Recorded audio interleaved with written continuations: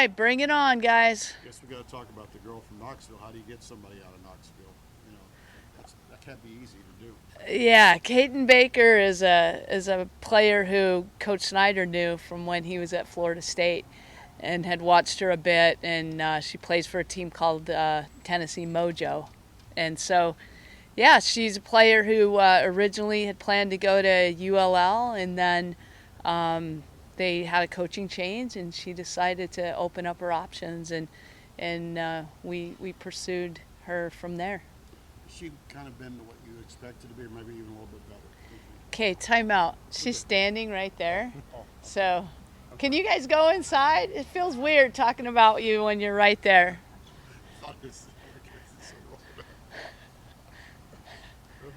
Oh my gosh. Okay. Yeah, just talk about what she's done so far. Yeah, when we made her the offer, what we had in our mind was this is a player who's versatile. She plays middle infield. She's fast. She can get herself on base. She can steal bases.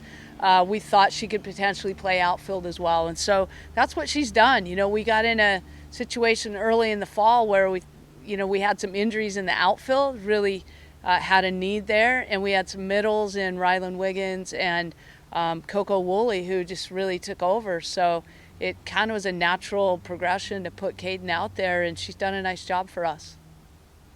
Coach, what challenges will this Tennessee team that you're going to face this week present? Is it typical to what you've seen from them? Yeah, I feel it's typical. You've got Rogers, who's a great pitcher, one of the best in the country, and when she's on, she's really tough to beat. And she's had some injuries, so we'll see how that all plays out for her. But when she's on the mound, she can beat anybody in the country. That's how good she is. And we faced her a year ago at the conference tournament, went extra innings with them. And so, yeah, we know that she's going to be really challenging. And they've got Erin Edmondson, who's transferring from Texas Tech, who did a phenomenal job at Tech. Now is going to grad school there. She's a player that we know very well, and really recruited coming out. Like, she wanted to go to grad school, and we would have loved to have her in our program. So she does a great job mixing up speeds. She's a fighter. She's really tenacious, and she's somebody who wants the ball at all times. So she's been a great addition to their staff as well. So pitching-wise, they get out there and do their thing. Offensively, they can put up big numbers, or there are days where they don't put up as many numbers. So I think they're going to be the typical, Tennessee team that fights and knows how to win. So what does your team have to do well to have success this week? I want to see Herzog and Kennedy pick up where they left off against LSU. I thought they showed good poise on the mound. They gave us a chance to win that series. They fought to the end, and they had a confidence about them that kind of settled our team.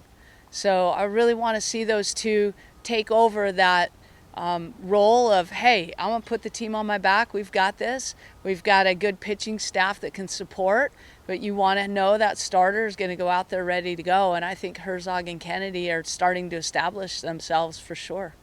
With no midweek and the series starting on a Saturday, you can say this is, no, it's not necessarily a break, but the longest you guys have gone through the season without playing a game. So is that a positive? Is that a negative in your eyes? I think it's a positive that we haven't played a midweek and extended, kind of starting on Saturday instead of Friday, just because we've had so many little nitpicky injuries and illnesses and people trying to come back, and we had an outbreak of the flu. We just had a lot of things that have kind of gotten in the way of us being 100%. So I'm excited that we're rested and ready to go and going to get after it. So I think the break's been good.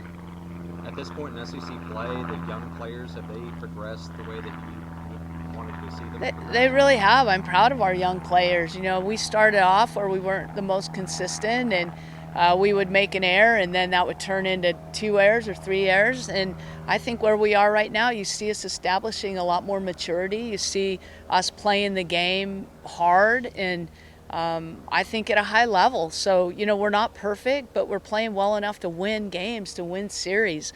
This isn't a team that, get lucky and win a game in a series. We actually have had the chance to win 3 out of our 4, well, all 4 of our series. We've been in that position and we've just fallen short a bit. So I like that we're getting more mature and that our young players are getting lots of valuable playing time.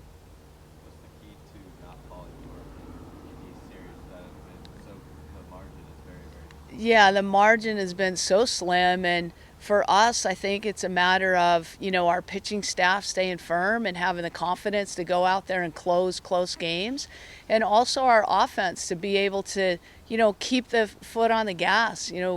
Times we score, and then we need to be able to score of late. We need to be able to answer the call when another team scores. We need to be able to match that, and I think defensively, just continue to stay solid. So I never want to put it on one particular facet of the game because that's too easy. You can always, if you don't score enough runs, you blame it on, the hitters, or if pitchers give up runs. So, I think we're coming together as a whole staff and in a whole group of the same people who hit also play defense. So the same people we're counting on inning in and inning out.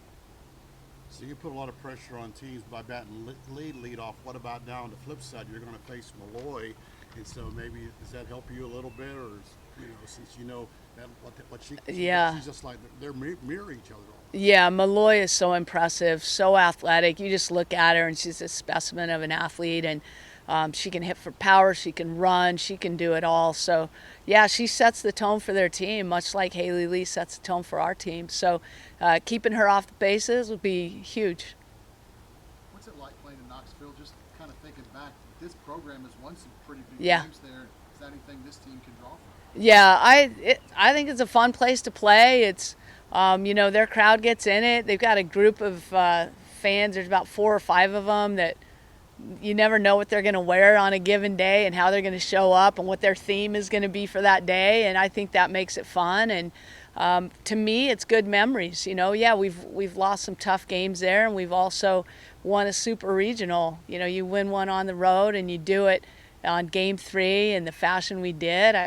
That's always going to be a great memory for me, and getting us to the College World Series. So. I like playing there, and the weeklies have always been respectful of our program, and you don't really have any shenanigans there. You just go lay it all out on the line.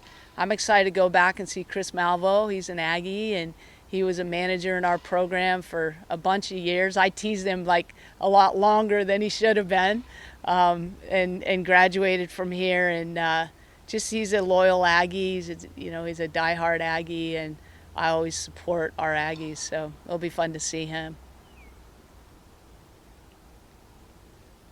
All right.